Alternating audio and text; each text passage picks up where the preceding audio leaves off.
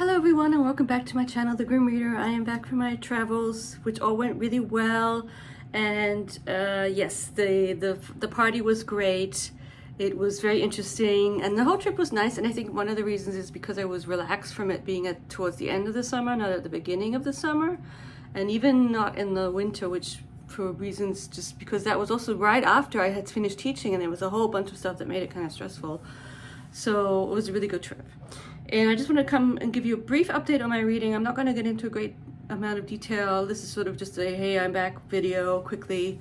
And then what I'm going to do is I have the big pile of shorty September books that I need to do. And then I've been tagged in a video by Marilyn Maya Mendoza. And so the Phenomenal Woman tag, which I will do. She is a phenomenal woman.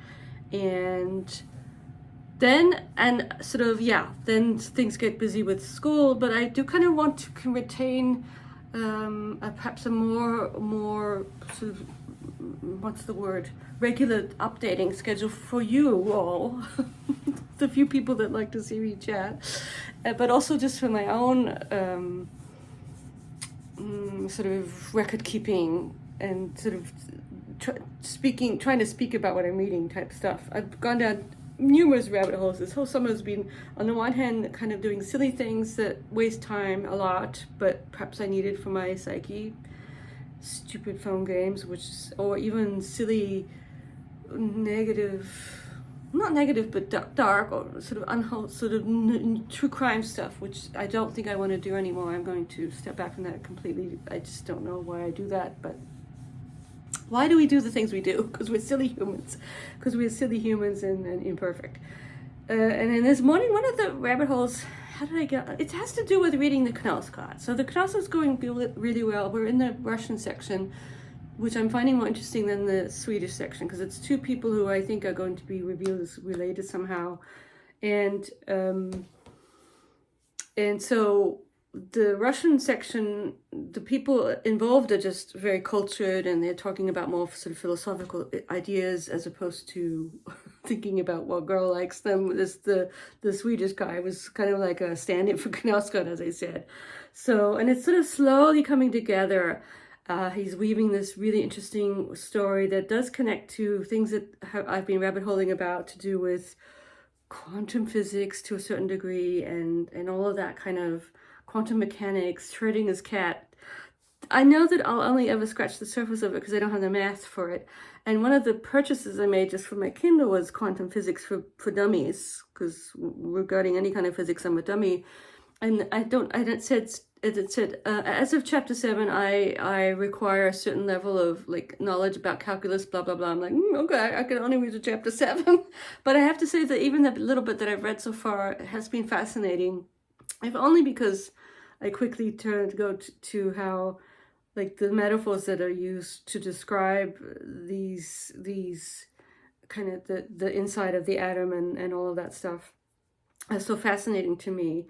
The language that is used to describe the stuff is one thing that fascinates me. And it does, I think actually it all goes back to an article in the London Review of Books. There was an article about where we are with quantum stuff.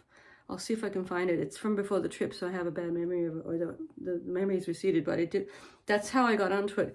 And it does sort of play into one of the themes of this book too, I think, is going to be sort of our place in the world in this bigger sense and kind of multi-dimensional sense. I mean, all of my readings are kind of like turning into the same, like the Jerusalem with its multi-dimensional aspects of heaven and hell, and the way it describes the angels as architects, which I don't know, or builders. They're called builders, with a sort of this architectural metaphor that is used.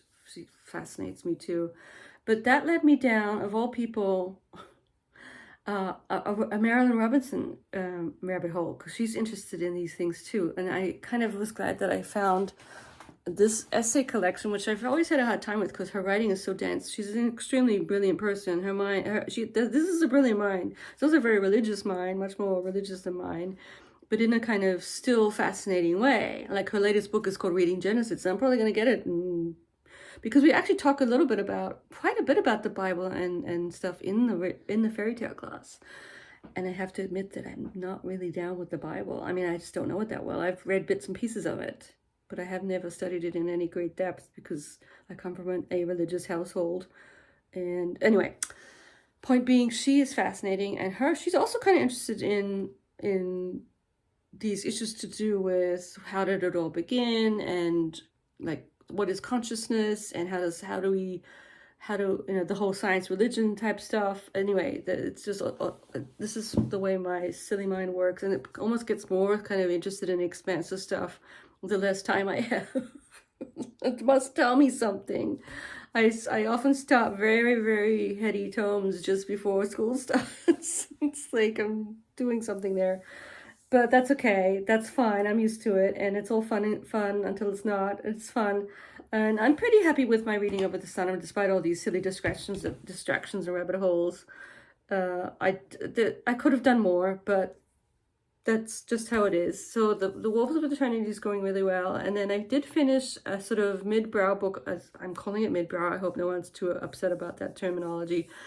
Anne Patchett's Dutch House, which I was frantically trying to find the cover of on my Kindle, which I'm not good at finding things on here. Another issue is that I won't be editing. I haven't even dressed up. Not that I dress up that much, but I've usually put on earrings and stuff. It's all about time. Time is of the essence. I have no time. I have no time. And so I'm trying to frantically see if I can find, here it is, the book itself, and then you have to go look for the cover of the book, and because I don't want to edit things. Even looking for pictures online and editing that much is too much of a tall order for the busyness of me now. So this is the book I read over, like, on the plane, and a bit before too.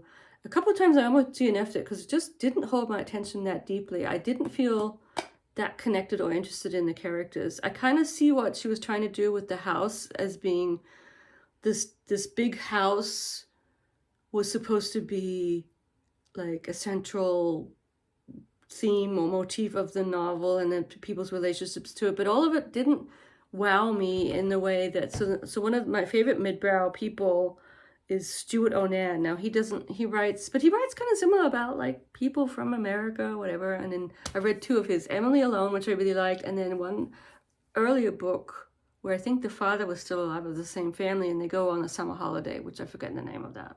That one was still pretty good. It wasn't, and it's just very mid, like this is just people and their lives, and I still like the way he writes better than I like this one, at least. And I mean, in the end, I did finish it. It held my interest, but I think I only gave it 3 stars. And on the Goodreads, I asked, do you have other Patchetts that I would like better? So she's someone that I just don't get along with a lot of these people, like Elizabeth Strout. I read one of her early ones and I didn't care for it. And then who was the other lady? Kingsolver was okay. It was the one about the house that's falling down. I forget what it's called. I haven't done Demon, what's his name, the retelling of Dickens, which I'm just so enamored by Dickens that I'm a little bit afraid, but maybe it's good. I don't know. Maybe one day I'll do it. We'll see. And so, yeah, that's where I'm at with my reading. I've started a couple other things, but not really anything worth mentioning. And I think I'm just gonna leave it there and make this a short one. So this is, I'm back and I'm reading, and the trip was great. And yeah. The only bad thing about the trip, and it's just sort of something that can't be helped, is coming back to the States is always pretty horrendous, because you have to stand in line after your 9-hour flight and go through immigration. And at Chicago, it's especially bad because you're all tired and we're all in this big long line. And for some reason, I guess in a way to be equal, they had one big line for everyone, as opposed to siphoning off visitors from U.S. citizens, and I get to go in that line because of my permanent residency card, but they didn't do that. We were all in the same line. And then it was sort of one of these deals where you come up to the front of the line and one person is sort of saying, you go there, but that person would often step away. So the line is like waiting, and you can see that people are ready, but you don't know, the minute you do something, they'll be like, oh, go back, go behind the line. So the crowd control was lacking. And then that's not the worst thing. And then I'm so glad I didn't check luggage, because at least I didn't have to pick it up after immigration. You have to walk through the terminal and then check in again for your local flight home. That's why 2 flights home really is bad, and just coming home to one place would be nice. That's how it was in Michigan, where I flew out of Detroit and just came home to Detroit and then drove home. Here I have 2 flights and then drive home for an hour. But that's just okay. And there was a bit of a delay in that last flight, but with that delay, I'm like, well, I'd rather be delayed than in a safe airplane. I mean, I think that was what actually happened there. Maintenance issues. You never know, but whatever, it was fine. So yeah, I'm back, and I will do the Phenomenal Woman tag that I was tagged in by Marilyn, so thank you.